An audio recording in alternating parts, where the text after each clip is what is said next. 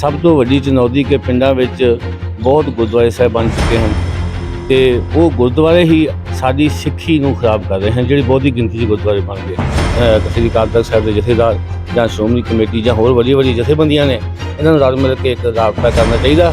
ਇਸ ਪਾਸੇ ਧਿਆਨ ਦੇਣਾ ਚਾਹੀਦਾ, ਨਹੀਂ ਤੇ ਸਿੱਖੀ ਨੂੰ ਹੋਰ ਕਿਸੇ ਪਾਸਿਓਂ ਖਤਰਾ ਨਹੀਂ, ਸਿੱਖੀ ਨੂੰ ਸਿੱਖਾਂ ਤੋਂ ਹੀ ਖਤਰਾ ਆਪਸ ਵਿੱਚ ਪੈਦਾ ਹੋਈ ਜਾਂਦਾ ਜੋ ਆਪਸ ਵਿੱਚ ਇੱਕ ਦੂਜੇ ਨਾਲ ਬੋਲ ਕੇ ਰੱਖਦੇ। ਅਸੀਂ ਆਪਸ ਵਿੱਚ ਵੰਡੀਆਂ ਪਾ ਕੇ ਬੈਠ ਗਏ ਹਾਂ। ਅਸੀਂ ਜਦੋਂ ਕੋਈ ਵੀ ਫੈਸਲਾ ਲੈਣਾ ਹੁੰਦਾ ਵਾ ਪਹਿਲਾਂ ਆਪਣੀ ਜਾਤ ਦੇਖਦੇ ਹਾਂ। ਪੰਜਾਬ ਦੇ ਵਿੱਚ ਡੇਰੇ ਬਹੁਤ ਬਣ ਗਏ ਨੇ ਜਿਹੜੇ ਆਪਣੇ ਆਪ ਨੂੰ ਗੁਰੂ ਐਲਾਨਦੇ ਨੇ, ਉਹਨਾਂ ਨੂੰ ਕਿਸ ਤਰ੍ਹਾਂ ਤੁਸੀਂ ਦੇਖਦੇ ਹੋ? ਆਖਰ ਡੇਰੇਵਾਦ ਨੂੰ ਹਵਾ ਕਿਸ ਨੇ ਦਿੱਤੀ? ਤੇ ਕੱਲ੍ਹ ਨੂੰ ਜੇ ਇੱਥੇ ਮੈਂ ਕਹਾਂ ਕਿ ਮੈਂ ਗੁਰਫਤਿਹ ਗੁਰਮਤਿ ਪ੍ਰਚਾਰ ਦਾ ਜਥਾ ਅਸੀਂ ਬਣਾਇਆ ਵਾ, ਅਸੀਂ ਗੁਰਦੁਆਰਾ ਬਣਾ ਕੇ ਇੱਥੇ ਬਹਿ ਜਾਈਏ ਤੇ ਮੇਰੇ ਤੋਂ ਬਾਅਦ ਜਿਹੜੇ ਉੱਥੇ ਆਉਣਗੇ ਉਹ ਡੇਰਾ ਬਣ ਕੇ ਬੈਠ ਜਾਏਗਾ ਤੇ ਡੇਰਾਵਾਦ ਨੁਕਸਾਨ ਕਰੇਗਾ ਹੀ ਕਰੇਗਾ। ਪਿੰਡਾਂ ਦੇ ਵਿੱਚ ਈਸਾਈਆਂ ਦੇ ਗਿਰਜੇ ਬਣ ਗਏ ਨੇ, ਪਿੰਡਾਂ ਦੇ ਵਿੱਚ ਈਸਾਈ ਪਹੁੰਚ ਚੁੱਕੇ ਨੇ, ਤੁਸੀਂ ਇਹਨੂੰ ਕਿੱਦਾਂ ਦੇਖਦੇ ਹੋ? ਜਦੋਂ ਆਪਾਂ ਆਪਣੇ ਗੁਰੂ ਤੋਂ ਲਾਂਭੇ ਹੋ ਜਾਂਦੇ ਆ, ਗੁਰੂ ਨੂੰ ਆਪਣਾ ਗੁਰੂ ਨਹੀਂ ਮੰਨਦੇ, ਆਪਣੇ ਪਰਿਵਾਰ 'ਚ ਪ੍ਰਚਾਰ ਨਹੀਂ ਕਰਦੇ ਤਾਂ ਕੋਈ ਤੇ ਆ ਕੇ ਪਵੇਗਾ। ਜੇ ਆਪਣੀ ਅਸੀਂ ਦੁਕਾਨ ਬੰਦ ਕਰ ਦਿੰਦੇ ਹਾਂ, ਕੋਈ ਦੁਕਾਨ ਖੋਲ੍ਹਦੇ ਹਾਂ ਕਿਸੇ ਵੀ ਕਿਸਮ ਦੀ, ਅੱਜ ਆਪਾਂ ਦੁਕਾਨ ਬੰਦ ਕਰਦੇ ਹਾਂ ਤੇ ਹੋਰ ਕਿਸੇ ਦੀ ਦੁਕਾਨ 'ਤੇ ਉੱਥੇ ਸਾਹਮਣੇ ਪਾ ਦਿੰਦਾ ਹੈ, ਉਹਦੀ ਤੇ ਚੱਲਣੀ ਹੈ। ਜੇ ਸਾਡੇ ਵਿੱਚ ਕਮੀ ਹੈ ਤਾਂ ਅਸੀਂ ਕਿਸੇ ਵੱਲ ਨਾ ਕਹੀਏ ਵੀ ਕੋਈ ਕਰ ਰਿਹਾ, ਆਪਾਂ ਤਾਂ ਕੀਤਾ ਕੁਛ ਨਹੀਂ। ਆਪਾਂ ਕੀ ਕਰ ਰਹੇ ਹਾਂ? ਆਪਾਂ ਮਾफ़ ਕਰਨਾ, ਮੈਂ ਸਾਰੇ ਸਿੱਖ ਦੇ ਚਰਨਾਂ ਦੀ ਧੂੜ, ਮੈਂ ਸਿਰਫ ਇੰਨੀ ਗੱਲ ਕਹਿੰਦਾ ਕਿ ਸਿਰਫ ਸਟੇਜਾਂ ਵੱਡੀਆਂ 'ਤੇ ਬਹਿ ਕੇ ਪ੍ਰਚਾਰ ਕਰਨ ਨਾਲ ਪ੍ਰਚਾਰ ਨਹੀਂ ਹੋਵੇਗਾ। ਉਹ ਇੱਕ ਵਕਤੀ ਜਿਹਦੇ ਵਿੱਚ ਸਿੱਖੀ ਹੈ ਉਹਨੂੰ ਪਸੰਦ ਆਉਣਗੇ, ਉਹ ਜਿਹਦੇ ਵਿੱਚ ਸਿੱਖੀ ਨਹੀਂ ਹੈ ਉਹ ਸਿਰਫ ਕਾਨੂੰਨ ਵੇੜ ਕੇ ਘਰ ਨੂੰ ਆ ਜਾਵੇਗਾ।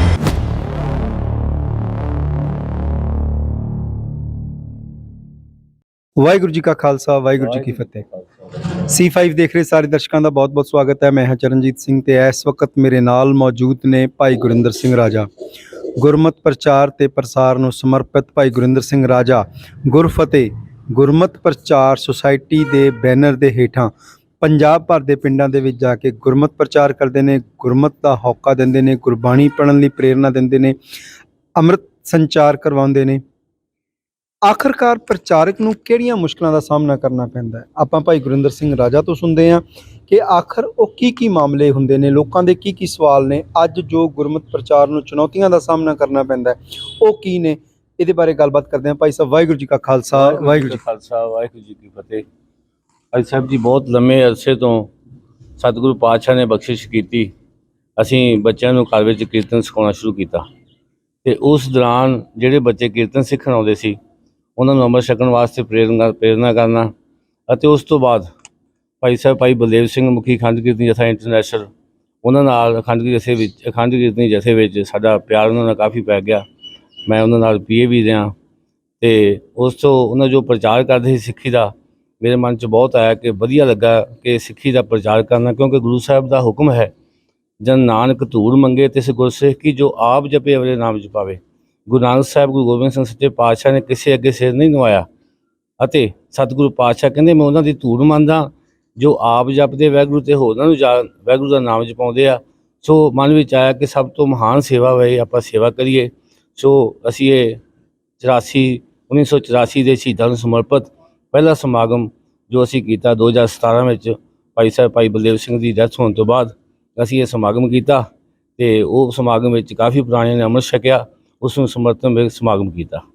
ਅੱਛਾ, ਇੱਕ ਗੱਲ ਦੱਸੋ, ਜਦੋਂ ਤੁਸੀਂ ਪਿੰਡਾਂ ਦੇ ਵਿੱਚ ਪ੍ਰਚਾਰ ਵਾਸਤੇ ਜਾਂਦੇ ਹੋ, ਕਿਹੜੀਆਂ ਐਸੀਆਂ ਚੁਣੌਤੀਆਂ ਹੁੰਦੀਆਂ ਜਿਨ੍ਹਾਂ ਦਾ ਸਾਹਮਣਾ ਕਰਨਾ ਪੈਂਦਾ? ਚੁਣੌਤੀਆਂ ਅੱਜ ਸਮਾਜ ਵਿੱਚ ਪੰਜਾਬ ਵਿੱਚ ਸਿੱਖੀ ਨੂੰ ਬਹੁਤ ਨੇ ਜੀ।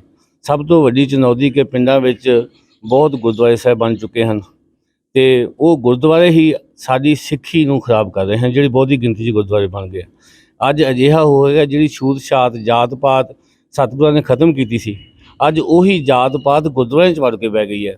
ਕੋਈ ਕਹਿੰਦਾ ਮਜ਼੍ਹਬੀ ਸਿੰਘਾਂ ਦਾ ਗੁਰਦੁਆਰਾ, ਕੋਈ ਕਹਿੰਦਾ ਜ਼ਿਮੀਂਦਾਰਾਂ ਦਾ ਗੁਰਦੁਆਰਾ, ਕੋਈ ਰਾਮਗੜੀਆਂ ਦਾ ਗੁਰਦੁਆਰਾ, ਵੱਖ-ਵੱਖ ਬਰਾਦਰੀਆਂ ਦੇ ਗੁਰਦੁਆਰੇ ਬਣ ਕੇ ਬਹਿ ਗਏ ਨੇ ਅਤੇ ਉਹ ਆਪਸ ਵਿੱਚ ਉਹਨਾਂ ਦਾ ਇਤਨਾ ਵੀ ਪਿਆਰ ਨਹੀਂ ਕਿ ਇੱਕ ਦੂਜੇ ਦੇ ਗੁਰਦੁਆਰੇ ਵੀ ਜਾ ਸਕਣ। ਅਸੀਂ ਪਿੰਡਾਂ ਵਿੱਚ ਜਾਂਦੇ ਉਹਨਾਂ ਨੂੰ ਇੱਥੇ ਹੋਕਾ ਦਿੰਦੇ ਹਾਂ ਕਿ ਤੁਹਾਨੂੰ ਸੁਨੇਹਾ ਦੇਣਾ ਹੈ ਕਲਗੀਧਰ ਪਾਤਸ਼ਾਹ ਦਾ ਕਿ ਤੁਸੀਂ ਆਪਣੇ ਪਿੰਡ ਦੇ ਗੁਰਦੁਆਰੇ ਨੂੰ, ਕਿਸੇ ਨੂੰ ਹਰਿਮੰਦਰ ਸਾਹਿਬ ਮੰਨ ਲਵੋ, ਕਿਸੇ ਨੂੰ ਹਜ਼ੂਰ ਸਾਹਿਬ ਮੰਨ ਲਵੋ, ਕਿਸੇ ਨੂੰ ਅਨੰਦਪੁਰ ਸਾਹਿਬ ਮੰਨ ਲਵੋ, ਕਿਸੇ ਨੂੰ ਇਸੇ ਸਥਾਨਾਂ ਨੂੰ ਉਹ ਸਥਾਨ ਮੰਨੋ ਜਿਹੜੇ ਗੁਰੂ ਸਾਹਿਬ ਜਿੱਥੇ ਚਰਨ ਪਏ ਆ। ਇਹ ਵੀ ਗੁਰੂ ਸਾਹਿਬ ਨੇ ਜਿਹੜੇ ਗੁਰੂ ਗ੍ਰੰਥ ਸਾਹਿਬ ਸੱਚੇ ਪਾਤਸ਼ਾਹ ਬੈਠੇ ਨੇ ਅਤੇ ਜੇ ਤੁਸੀਂ ਮੰਨੋਗੇ ਤੁਹਾਡੀਆਂ ਆਸਾਂ ਮੁਰਾਦਾਂ ਪੂਰੀਆਂ ਹੋਣਗੀਆਂ। ਸਭ ਤੋਂ ਵੱਡੀ ਜਿਹੜੀ ਹੈ ਜਾਤ ਪਾਤ ਦੀ ਆਪਸ ਵਿੱਚ ਅਤੇ ਜੋ ਸਿੱਖ ਬਣ ਕੇ ਬੈਠੇ ਹਨ, ਆਪਣੇ ਆਪ ਨੂੰ ਜਥੇਦਾਰ ਖਵਾਉਂਦੇ ਹਨ, ਆਪਣੇ ਆਪ ਨੂੰ ਪ੍ਰਧਾਨ ਖਾਉਂਦੇ ਹਨ ਗੁਰਦੁਆਰਿਆਂ ਦੇ, ਉਹ ਬਣ ਕੇ ਬੈਠੇ ਹਨ। ਉਹੀ ਆਪਸ ਵਿੱਚ ਇੱਕ ਦੂਜੇ ਨੂੰ ਨਹੀਂ ਇਕੱਠੇ ਹੋਣ ਦਿੰਦੇ। ਜਿਹੜਾ ਕਿ ਉਹਨਾਂ ਨੂੰ ਫਰਜ਼ ਬਣਦਾ ਹੈ ਕਿ ਜੋ ਗੁਰੂ ਸਾਹਿਬ ਦਾ ਜਾਤ ਪਾਤ ਦੇ ਵਿਰੁੱਧ ਸੱਚੇ ਪਾਤਸ਼ਾਹ ਨੇ ਮੋਰਚਾ ਲਾਇਆ ਸੀ, ਅਸੀਂ ਵੀ ਜਾਤ ਪਾਤ ਖਤਮ ਕਰੀਏ ਤੇ ਸਾਰੇ ਗੁਰਧਾਮਾਂ 'ਚ ਅੱਜ ਕਿਸੇ ਨੂੰ ਕਹੀਏ ਗੁਰਦੁਆਰਾ ਬੰਦ ਕਰ ਦਿਓ, ਉਹ ਬੰਦ ਨਹੀਂ ਕਰੇਗਾ। ਉਹ ਕਹੇਗਾ ਕਿ ਸਾਡੇ ਗੁਰਦੁਆਰਾ ਬੰਦ ਕਰਾਉਣ ਦੇ ਆ ਕੇ ਸਾਡੇ ਗੱਲ ਪੈ ਜਾਣਗੇ। ਲੇਕਿਨ ਕਿਸੇ ਤਰ੍ਹਾਂ ਵੀ ਇਕੱਠੇ ਹੋ ਕੇ ਉੱਪਰ ਸਤਿਕਾਰਯੋਗ ਨੇ ਸ੍ਰੀ ਅਕਾਲ ਤਖਤ ਸਾਹਿਬ ਦੇ ਜਥੇਦਾਰ ਜਾਂ ਸ਼੍ਰੋਮਣੀ ਕਮੇਟੀ ਜਾਂ ਹੋਰ ਵੱਡੀ ਜਥੇਬੰਦੀਆਂ ਨੇ, ਇਹਨਾਂ ਨੂੰ ਰਲ ਮਿਲ ਕੇ ਇੱਕ ਰਾਬਤਾ ਕਰਨਾ ਚਾਹੀਦਾ। ਇਸ ਪਾਸੇ ਧਿਆਨ ਦੇਣਾ ਚਾਹੀਦਾ, ਨਹੀਂ ਤੇ ਸਿੱਖੀ ਨੂੰ ਹੋਰ ਕਿਸੇ ਪਾਸਿਓਂ ਖਤਰਾ ਨਹੀਂ, ਸਿੱਖੀ ਨੂੰ ਸਿੱਖਾਂ ਤੋਂ ਹੀ ਖਤਰਾ ਆਪਸ ਵਿੱਚ ਪੈਦਾ ਹੋਈ ਜਾਣ ਰਿਹਾ, ਜੋ ਆਪਸ ਵਿੱਚ ਇੱਕ ਦੂਜੇ ਨਾਲ ਬੋਲ ਕੇ ਵੀ ਰਾਜੀ ਨੇ। ਬੜੀ ਵੱਡੀ ਗੱਲ ਕਹੀ ਹੈ ਭਾਈ ਗੁਰਿੰਦਰ ਸਿੰਘ ਨੇ ਕਿ ਸਿੱਖੀ ਨੂੰ ਸਿੱਖਾਂ ਤੋਂ ਖਤਰਾ ਹੈ, ਆਪਸ ਵਿੱਚ ਖਤਰਾ ਹੋਈ ਜਾਂਦਾ, ਆਪਸ ਦੇ ਵਿੱਚ ਖਤਰਾ। ਆਖਰਕਾਰ ਅਸੀਂ ਜਾਤ ਪਾਤ ਚੋਂ ਨਿਕਲ ਕਿਉਂ ਨਹੀਂ ਸਕੇ? ਇਹਦੇ ਪਿੱਛੇ ਤੁਸੀਂ ਕੀ ਕਾਰਨ ਦੇਖਦੇ ਹੋ? ਇਸੇ ਪਿੱਛੇ ਕਾਰਨ ਹੈ ਜੀ ਕਿ ਅਸੀਂ ਗਰੀਬ ਬੰਦੇ ਨੂੰ ਗਰੀਬ ਹੀ ਕਰੀ ਜਾਂਦੇ ਹਾਂ, ਉਸ ਨੂੰ ਤਾਂ ਉੱਠਣ ਦਾ ਮੌਕਾ ਨਹੀਂ ਦਿੰਦੇ। ਸਤਿਗੁਰੂ ਪਾਤਸ਼ਾਹ ਨੇ, ਤੁਸੀਂ ਵੇਖੋ, ਮੈਂ ਕਿਸੇ ਦੇ ਧਰਮ ਦੇ ਬਰਖਲਾਫ ਨਹੀਂ, ਕਿਸੇ ਵੀ ਧਰਮ ਦੇ ਬਰਖਲਾਫ ਨਹੀਂ, ਭਾਵੇਂ ਉਹ ਈਸਾਈ ਧਰਮ ਹੋਵੇ, ਭਾਵੇਂ ਉਹ ਸਿੱਖ ਧਰਮ ਆ ਜਾਂ ਮੁਸਲਮਾਨ ਧਰਮ ਆ, ਹਿੰਦੂ ਧਰਮ ਆ, ਕੋਈ ਵੀ ਧਰਮ ਹੋਵੇ। ਇੱਕ ਰਸਤੇ ਨੇ, ਇੱਕ ਸਕੂਲ ਨੇ ਕਿਤੇ ਪਹੁੰਚਣ ਦੇ। ਕਿਤੇ ਕੋਈ ਸਰਕਾਰੀ ਸਕੂਲ ਵਿੱਚ ਪੜ੍ਹ ਕੇ ਵੀ ਡੀਸੀ ਲੱਗ ਜਾਂਦਾ ਤੇ ਕੋਈ ਕਨਵੈਂਟ ਸਕੂਲ ਵਿੱਚ ਪੜ੍ਹ ਕੇ ਵੀ ਨਹੀਂ ਲੱਗ ਸਕਦਾ। ਇਹ ਇੱਕ ਰਸਤੇ ਨੇ ਤੇ ਸਤਿਗੁਰੂ ਪਾਤਸ਼ਾਹ ਨੇ ਜੋ ਸਾਨੂੰ ਰਸਤਾ ਦਿੱਤਾ ਹੈ ਸਭ ਤੋਂ ਨਿਵੇਕਲਾ ਹੈ, ਕਿਉਂਕਿ ਸਤਿਗੁਰੂ ਪਾਤਸ਼ਾਹ ਨੇ ਕਿਹਾ, ਰਹਿਣੀ ਰਹੇ ਸੋਈ ਸਿੱਖ ਮੇਰਾ, ਉਹ ਸਾਹਿਬ ਮੈਂ ਉਸਕਾ ਤੇਰਾ। ਤੇ ਸਾਨੂੰ ਚਾਹੀਦਾ ਇਹ ਆ ਕਿ ਅਸੀਂ ਕਿਸੇ ਤਰ੍ਹਾਂ ਇਕੱਠੇ ਹੋ ਕੇ ਕਿਸੇ ਤਰ੍ਹਾਂ ਵੀ।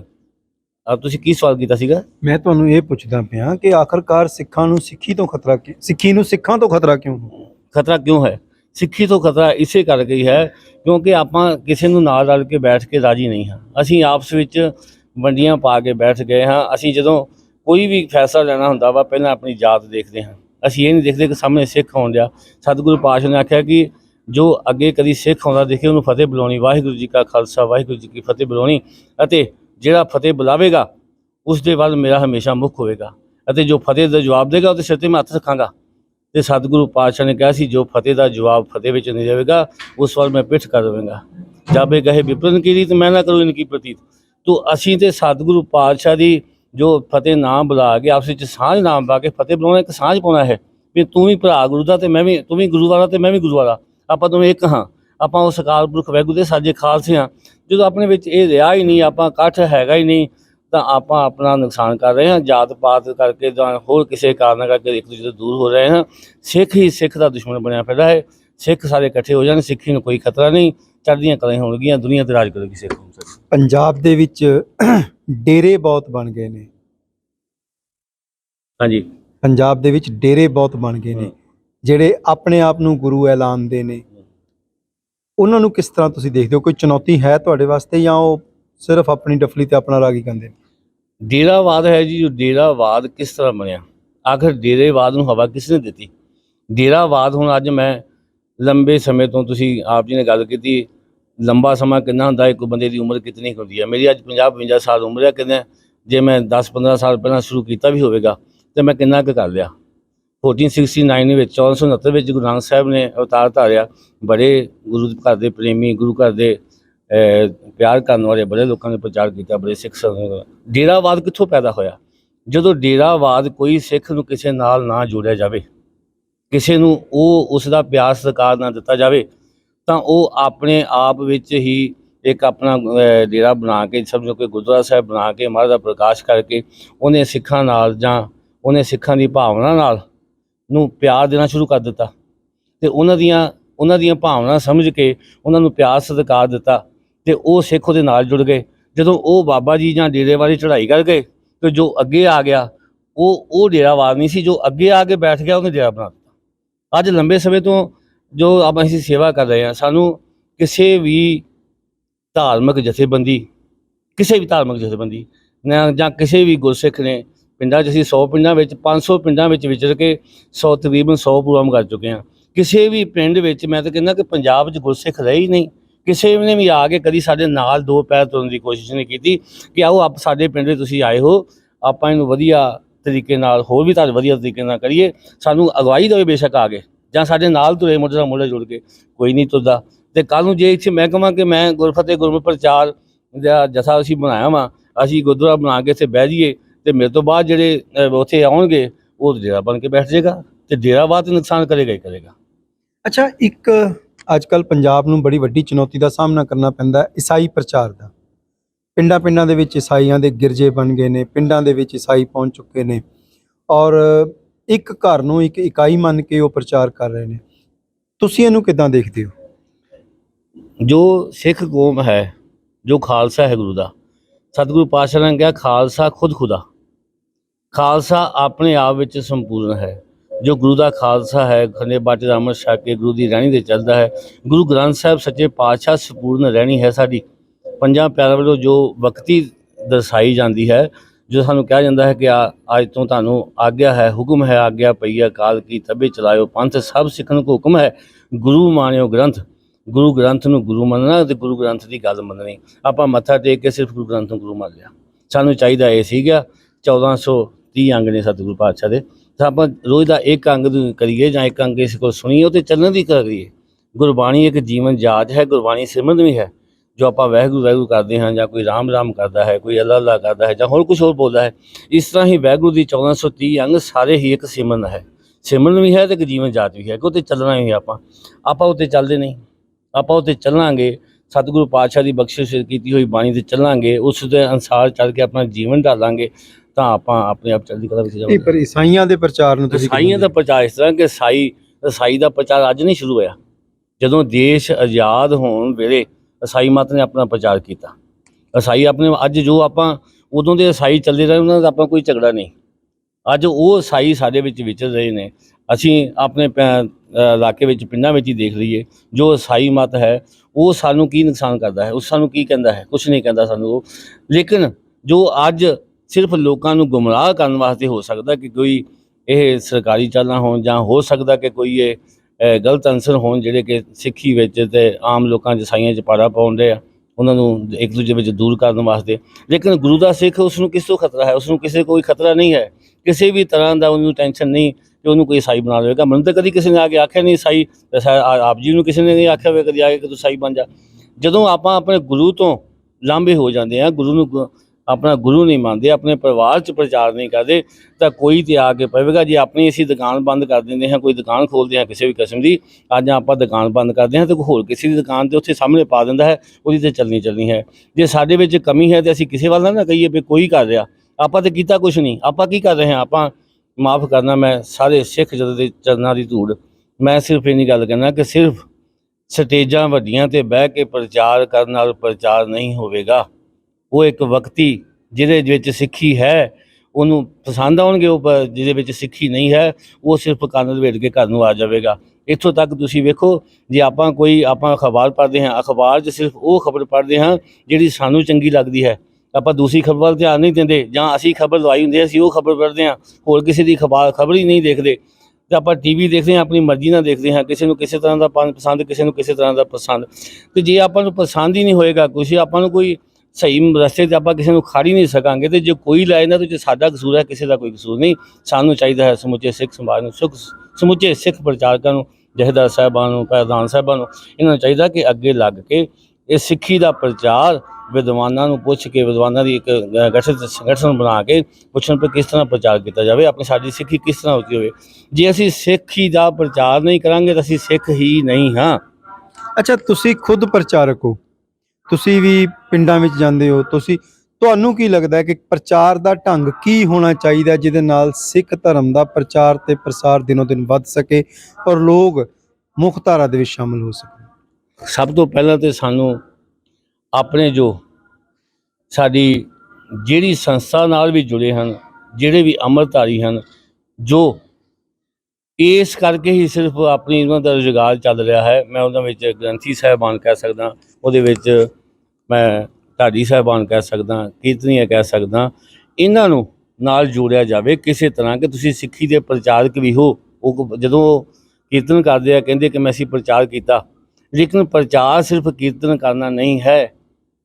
ਪ੍ਰਚਾਰ ਸਿਰਫ ਕੀਰਤਨ ਕਰਨਾ ਹੀ ਨਹੀਂ ਹੈ। ਸਤਿਗੁਰੂ ਪਾਤਸ਼ਾਹ ਸੱਜਣ ਠੱਗ ਕੋਲ ਗਏ, ਉਹਨੂੰ ਗੁਰਬਾਣੀ ਰਾਹੀਂ ਦੱਸਿਆ ਕਿ ਤੂੰ ਠੱਗੀਆਂ ਮਾਰਦਾ ਹੈ, ਤੂੰ ਸੱਜਣ ਨਹੀਂ ਹੈ, ਸੱਜਣ ਬਣ। ਲੇਕਿਨ ਸਾਨੂੰ ਅੱਜ ਆਪਾਂ ਨੂੰ ਪੰਜਾਬੀ ਪੜ੍ਹਨੀ ਤਾਂ ਆਉਂਦੀ ਨਹੀਂ, ਗੁਰਮੁਖੀ ਪੜ੍ਹਨੀ ਤਾਂ ਆਉਂਦੀ ਨਹੀਂ ਸਾਡੇ ਲੋਕਾਂ ਨੂੰ, ਅਤੇ ਅਸਾਂ ਸਿਰਫ ਗੁਰਬਾਣੀ ਦਾ ਕੀਰਤਨ ਸੁਣਾ ਕੇ ਕਿਸ ਤਰ੍ਹਾਂ ਕਿਸੇ ਦੇ ਗੱਲ 'ਚ ਪਾ ਦੇਵਾਂਗੇ ਕਿ ਇਹਦਾ ਅਰਥ ਕੀ ਹੈ। ਵੀ ਇਹਦੇ ਉੱਪਰ ਚੱਲਣਾ ਹੈ। ਸਾਨੂੰ ਆਮ ਲੋਕਾਂ 'ਚ ਵਿਚਰਨਾ ਪਏਗਾ। ਜੇ ਆਪਾਂ ਕਿਹਾ ਵੀ ਈਸਾਈ ਪ੍ਰਚਾਰਕ ਘਰ ਤੱਕ ਪਹੁੰਚ ਕਰਕੇ ਕਰ ਰਿਹਾ ਹੈ, ਤੇ ਸਭ ਤੋਂ ਵੱਡਾ ਤਰੀਕਾ ਇਹੀ ਹੈ ਕਿ ਆਪਣਾ ਮੁਹੱਲਾ, ਆਪਣਾ ਪਿੰਡ, ਜਿੱਥੇ ਵੀ ਆਪਾਂ ਬੈਠੇ ਹਾਂ, ਫਰਜ਼ ਸਮਝ ਕੇ ਕਿ ਸਤਿਗੁਰੂ ਪਾਤਸ਼ਾਹ ਨੇ ਕਿਹਾ ਸੀ, ਚਾਰ ਮੂਹੇ ਤੋਂ ਕਿਆ ਹੁਆ, ਜੀਵਤ ਕਈ ਹਜ਼ਾਰ। ਉਦੋਂ ਤੇ ਥੋੜ੍ਹੇ ਸੀ, ਅੱਜ ਤੇ ਗਿਣਤੀ ਦਾ ਪਤਾ ਹੀ ਕੋਈ ਨਹੀਂ ਸਿੱਖਾਂ ਦਾ, ਬਹੁਤ ਵੱਡੀ ਗਿਣਤੀ ਸੀ। ਆਪਾਂ ਕਹਿੰਦੇ ਸਾਡੀ ਗਿਣਤੀ ਘੱਟ ਆ, ਲੇਕਿਨ ਜੰਗਲ ਵਿੱਚ ਸ਼ੇਰ ਗਿਣਤੀ ਦੇ ਹੁੰਦੇ ਆ, ਤੇ ਜੋ ਗਿਣਤੀ ਦੇ ਹੁੰਦੇ ਆ ਉਹ ਬਾਕੀ ਸਾਰੇ ਉਹਨਾਂ ਕੋਲ ਡਰਦੇ ਹੁੰਦੇ ਆ। ਮੇਰਾ ਮਤਲਬ ਕਿਸੇ ਨੂੰ ਡਰਾਉਂਦਾ ਨਹੀਂ, ਲੇਕਿਨ ਉਦੋਂ ਲੜਾਈ ਕਿਰਪਾਨ ਦੀ ਸੀ, ਅੱਜ ਲੜਾਈ ਵਿਚਾਰ ਦੀ ਹੈ, ਅੱਜ ਲੜਾਈ ਬੀੜੇ ਦੀ ਹੈ। ਸਾਨੂੰ ਚਾਹੀਦਾ ਕਿ ਅਸੀਂ ਹਰ ਇੱਕ ਤੱਕ ਪਹੁੰਚ ਕਰਕੇ, ਕਿਸ ਤਰ੍ਹਾਂ ਪਹੁੰਚ ਕਰਨੀ ਹੈ, ਕਿਸੇ ਨਾਲ ਲੜ ਕੇ ਨਹੀਂ, ਪਿਆਰ ਨਾਲ। ਸ਼ਰਧਾ ਕਿਸ ਤਰ੍ਹਾਂ ਬਣਾਉਣੀ ਹੈ? ਸ਼ਰਧਾ ਜਦੋਂ ਆਪਾਂ ਬਣਾਵਾਂਗੇ, ਜਦੋਂ ਅਸੀਂ ਕਹਾਂਗੇ ਕਿ ਮੈਂ ਤੇਰੀ ਅਰਦਾਸ ਕਰਦਾ ਸਤਿਗੁਰੂ ਪਾਤਸ਼ਾਹ, ਤੇਰੀ ਅਰਦਾਸ ਤੈਨੂੰ ਕੋਈ ਸਿੱਖੀ ਜੀਵਨ ਬਖਸ਼ੇ, ਤੇਰੇ ਘਰ 'ਚ ਖੁਸ਼ੀਆਂ ਆਉਣ, ਤੇ ਜਦੋਂ ਆਪਾਂ ਉਹਨੂੰ ਨਾਲ ਲੈ ਕੇ ਤੁਰਾਂਗੇ, ਜਦੋਂ ਯਕੀਨ ਕਰੇਗਾ, ਉਹਦੇ ਘਰ 'ਚ ਖੁਸ਼ੀਆਂ ਵੀ ਆਉਣਗੀਆਂ, ਅਰਦਾਸਾਂ ਵੀ ਪੂਰੀਆਂ ਹੋਣਗੀਆਂ। ਤੇ ਜੇ ਆਪਾਂ ਫਾੜਦੀ ਮਤਲਬ ਵੇਖੀ ਵੀ ਗੁਰਦੁਆਰੇ ਦੇ ਗ੍ਰੰਥੀ ਸਾਹਿਬ ਨੇ ਵੇਖਿਆ ਵੀ ਮੇਰੇ ਹੱਥਾਂ ਵਿੱਚ ਪੈਸੇ ਕਿੰਨੇ ਆਏ ਨੇ, ਜੇ ਪੈਸੇ ਬਹੁਤੇ ਆਏ ਨੇ ਤਾਂ ਅਰਦਾਸ ਵਧੀਆ ਹੋ ਗਈ, ਜੇ ਪੈਸੇ ਨਹੀਂ ਆਏ ਤਾਂ ਅਰਦਾਸ ਉੱਦਾਂ ਕਰਤੀ। ਮੈਂ ਆਪਣੇ ਜੀਵਨ 'ਚ ਦੇਖ ਕੇ ਗੱਲ ਕਰ ਰਿਹਾ। ਮੈਂ ਕਿਸੇ ਦੇ ਸੰਸਕਾਰ 'ਤੇ ਗਿਆ, ਉੱਥੇ ਇੱਕ ਗਰੀਬ ਮਾਂ ਆਪਣੇ ਬੱਚੇ ਦਾ ਸੰਸਕਾਰ ਕਰਨਾ ਸੀ। ਉਹ ਗ੍ਰੰਥੀ ਨੂੰ ਕਹਿੰਦੀ, ਉੱਥੇ ਕੋਈ ਗ੍ਰੰਥੀ ਆਇਆ ਸੀ, ਉਹਨੂੰ ਕਹਿੰਦੀ ਕਿ ਮੇਰੇ ਬੇਟੇ ਦੀ ਵੀ ਅਰਦਾਸ ਕਰ ਦਿਓ। ਉਹਨੇ ਨਹੀਂ ਕੀਤੀ ਅਰਦਾਸ, ਅਤੇ ਉਹਨੇ ਮੇਰਾ ਬਾਣਾ ਵੇਖ ਕੇ ਮੈਨੂੰ ਕਿਹਾ ਕਿ ਵੀ ਕੋਈ ਗੁਰੂ ਘਰ ਦਾ ਗ੍ਰੰਥੀ ਹੋਏਗਾ, ਅਤੇ ਮੈਨੂੰ ਕਹਿੰਦੀ ਬਾਬਾ ਜੀ ਅਰਦਾਸ ਕਰ ਦੋਗੇ? ਮੇਰੇ ਕੋਲ ਪੈਸੇ ਨਹੀਂ ਆ। ਮੈਂ ਉਹਨੂੰ ਪੈਸੇ ਵੀ ਦਿੱਤੇ, ਉਹਦੀ ਅਰਦਾਸ ਵੀ ਕੀਤੀ, ਲੇਕਿਨ ਮੇਰੇ ਮਨ 'ਚ ਆਇਆ ਕਿ ਅੱਜ ਜਿਹੜੇ ਸਿੱਖ ਜਦੋਂ ਲੋਕਾਂ ਦੀਆਂ ਧੀਆਂ ਭੈਣਾਂ ਲੈ ਜਾਂਦੇ ਸੀ, ਪ੍ਰਸ਼ਾਦਾ ਬਾਅਦ 'ਚ ਛਕਦੇ ਸੀ, ਅੱਜ ਉਹ ਸਿੱਖ ਅਰਦਾਸ ਵੀ ਨਹੀਂ ਕਰ ਸਕਦੇ। ਸੋ ਆਪਾਂ ਆਪਣੇ ਆਪ ਵੱਲ ਝਾਤੀ ਮਾਰੀ ਵੀ ਆਪਾਂ ਕੀ ਕਰ ਰਹੇ ਹਾਂ। ਰਾਜਨੀਤਿਕ ਸਿਸਟਮ ਨੂੰ ਤੁਸੀਂ ਕਿੰਨਾ ਕੁ ਦੋਸ਼ੀ ਮੰਨਦੇ ਹੋ? ਸਤਿਗੁਰੂ ਪਾਤਸ਼ਾਹ ਦਾ ਹੁਕਮ ਹੈ ਕਿ ਰਾਜ ਬਿਨਾਂ ਨਹੀਂ ਧਰਮ ਚੱਲਿਆ, ਧਰਮ ਬਿਨਾਂ ਸਭ ਦਲੇ ਮਰੇ ਹਨ। ਅਤੇ ਮੈਂ ਵੀ ਲੰਬਾ ਸਮਾਂ ਜੋ ਹੋਸ਼ ਸੰਭਾਲੀ, ਸ਼੍ਰੋਮਣੀ ਅਕਾਲੀ ਦਲ ਦੇ ਵਿੱਚ ਰਿਹਾ, ਸੇਵਾ ਵੀ ਕੀਤੀ। ਸਿਰਫ ਇਸ ਕਰਕੇ ਸੇਵਾ ਨਹੀਂ ਕੀਤੀ ਕਿ ਮੈਂ ਕੋਈ ਸਿਆਸਤ ਦਾ ਚਾਹਵਾਨ ਸੀ। ਸ਼ਾਇਦ ਤੁਸੀਂ ਮੇਰਾ ਕਿਤੇ ਨਾਮ ਹੀ ਨਹੀਂ ਸੁਣਿਆ ਹੋਣਾ ਵੀ ਮੈਨੂੰ ਕਦੀ ਮੈਂ ਕੁਛ ਲਿਆ ਹੋਵੇ, ਜਾਂ ਕਿਤੇ ਹਾਂ ਮੇਰੇ ਕੋਲ ਅਹੁਦੇ ਰਹੇ ਸ਼ਹਿਰ ਦੇ ਤੌਰ 'ਤੇ, ਕਿ ਮੈਂ ਸ਼ਹਿਰ ਦੇ ਵਿੱਚ ਅਹੁਦਿਆਂ 'ਤੇ ਕੰਮ ਕੀਤਾ, ਲੇਕਿਨ ਸਿਆਸਤ ਨਾਲ ਜੁੜਨ ਵਾਸਤੇ ਨਹੀਂ ਕਿ ਕੋਈ ਟਿਕਟ ਲੈਣੀ ਜਾਂ ਕੋਈ ਚੇਅਰਮੈਨੀ ਲੈਣੀ ਆ। ਮੈਂ ਆਪਣੇ ਹੱਥਾਂ ਨਾਲ ਆਪਣੀ ਦਸਾਂ ਦੀ ਨਹੀਂ, ਮੇਰਾ ਸਵਾਲ ਇਹ ਆ ਕਿ ਧਰਮ ਦੇ ਵਿੱਚ ਸਿਆਸਤ ਦੀ ਕਿੰਨਾ ਕੁ ਰੋਲ ਆ, ਕਿੰਨੀ ਕੁ ਦਖਲਅੰਦਾਜ਼ੀ? ਦਖਲਅੰਦਾਜ਼ੀ ਹੈ ਹੀ, ਦਖਲਅੰਦਾਜ਼ੀ ਹੈ।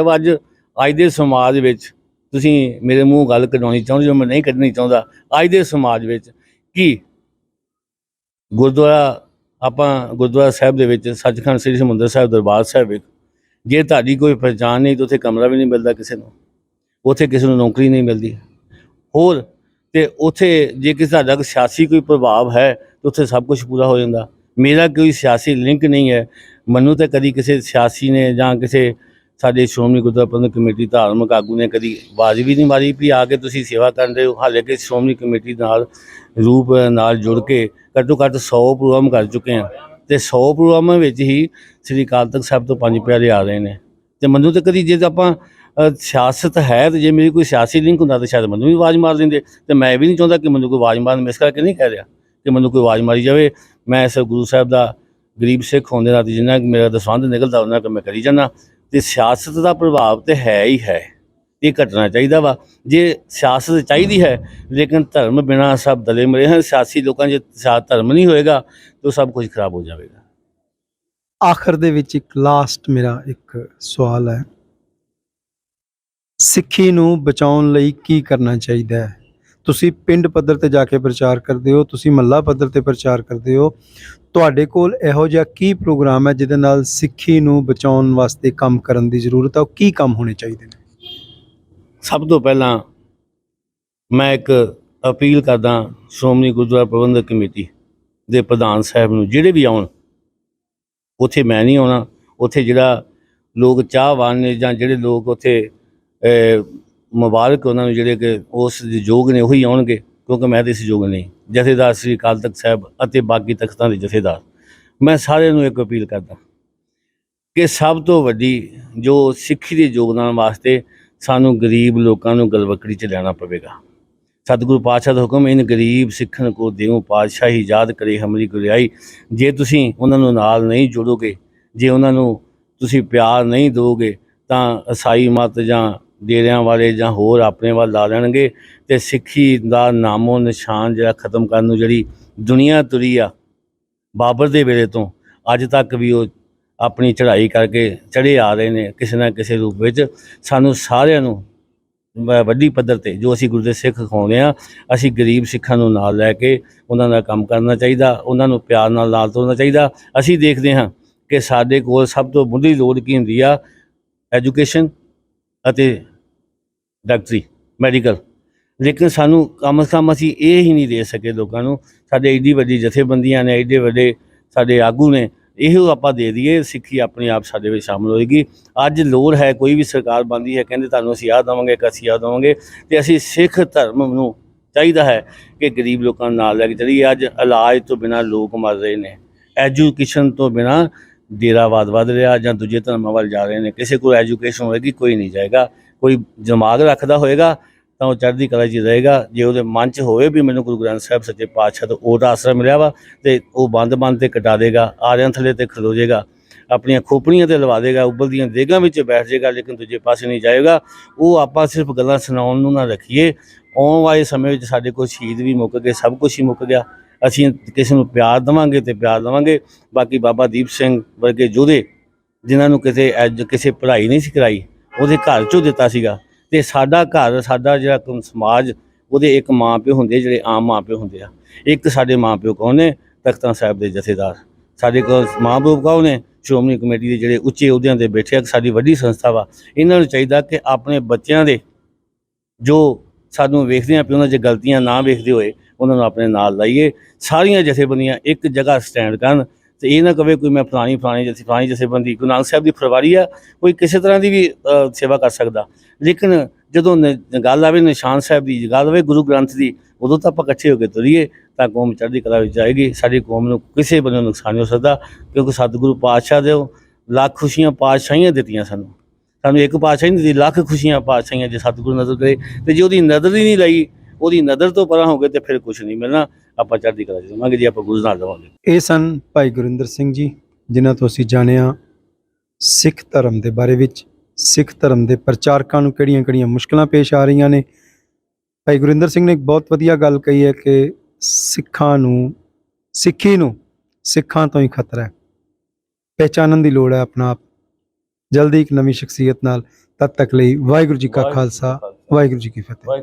C5 ਚੈਨਲ ਦਰਸ਼ਕਾਂ ਵੱਲੋਂ ਦਰਸ਼ਕਾਂ ਲਈ ਆਪ ਚਲਾਇਆ ਜਾਂਦਾ ਹੈ। ਇਸ ਲਈ ਆਪ ਸਭ ਦਰਸ਼ਕਾਂ ਨੂੰ ਬੇਨਤੀ ਹੈ ਕਿ C5 ਚੈਨਲ ਨੂੰ ਵੱਧ ਤੋਂ ਵੱਧ ਸਬਸਕ੍ਰਾਈਬ ਕਰੋ, ਲਾਈਕ ਕਰੋ ਅਤੇ ਸ਼ੇਅਰ ਕਰੋ।